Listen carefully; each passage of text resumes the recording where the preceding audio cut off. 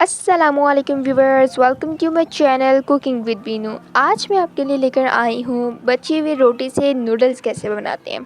बहुत ही इजी सी रेसिपी है। इसमें हम जितनी भी घर की चीज़ें हैं उन्हीं से हम रेसिपी बनाएंगे। बहुत ही मज़ेदार ये रेसिपी होती है।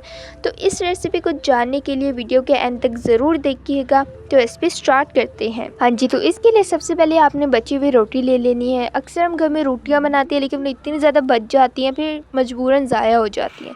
तो उनको ज़ाया करने के बजाय हम यहाँ पर नूडल्स में इस्तेमाल करेंगे। हाँ जी, तो उस रोटी को आपने इस तरह से रोल कर लेना है। देन आप कोई सीज़र ले सकते हो या फिर नाइफ़ की मदद से भी इसको बारीक सा इस तरह से काट सकते हो। हम सीज़र ले रहे हैं। मेक श्योर कि सीज़र पर आपकी कोई जर्म्स वगैरह ना हो, आप उसको वॉश करके यूज़ कीजिएगा। एंड इस तरह से बारीक कट करने के बाद हमारी इस तरह से नूडल्स बन जाएंगी। अब आपने एक पैन के अंदर ऑयल डाल लेना है। 2 अंडे आपने डाल लेने हैं। इन अंडों के अंदर आपने मिर्च नहीं डालनी, सिर्फ नमक ही डालना है और इसको अच्छे से आपने इस तरह से पका लेना है।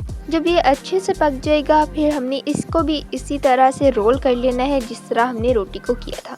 अब आप चाहो तो आप इसको डायरेक्टली अभी इस तरह से कट कर सकते हो, अदरवाइज़ आप बाहर निकाल कर अलग से भी नाइफ़ से कट कर सकते हो। हम इसको अभी से कट कर रहे हैं। इस तरह से बहुत ही प्यारा ये भी नूडल्स की टाइप का बन जाएगा। नाउ आपने थोड़ा सा ऑयल ले लेना है और इसके अंदर लहसुन आपने डाल देना है बारीक कटा हुआ, और साथ में बारीक कटे हुए प्याज भी शामिल कर देने हैं। अब चम्मच हिलाते जाएंगे एंड इसको ब्राउन करते जाएंगे। फ्लेम आपकी लो होनी चाहिए ताकि जो हमारे लहसुन और प्याज है वो जले ना।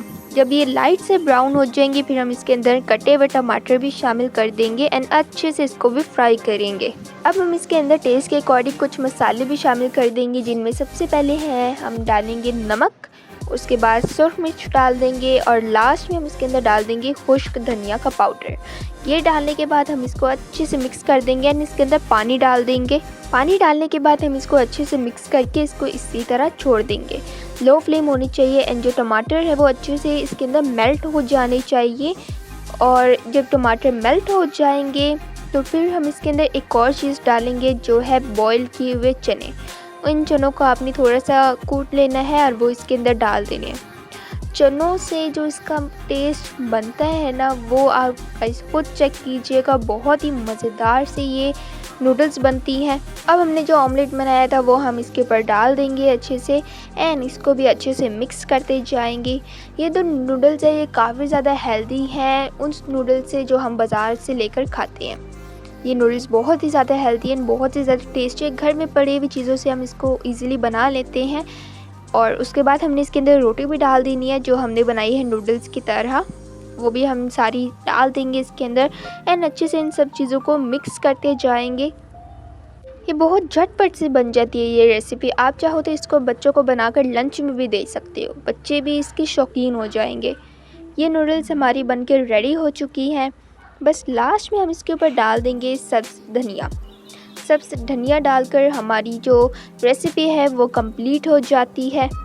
हाँ जी, तो बस आप इसको किसी भी बाउल वगैरह में निकाल लीजिए एंड जो हमारी रेसिपी है वो कंप्लीट हो चुकी है।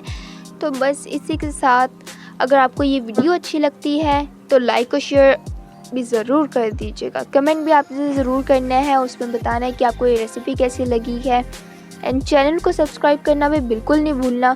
तो फिर इसी तरह मज़ेदार सी रेसिपीज़ देखने के लिए हमारे साथ रहिएगा। तो फिर मैं मिलती हूँ नेक्स्ट वीडियो में, तब तक के लिए टेक केयर एंड अल्लाह हाफ़िज़।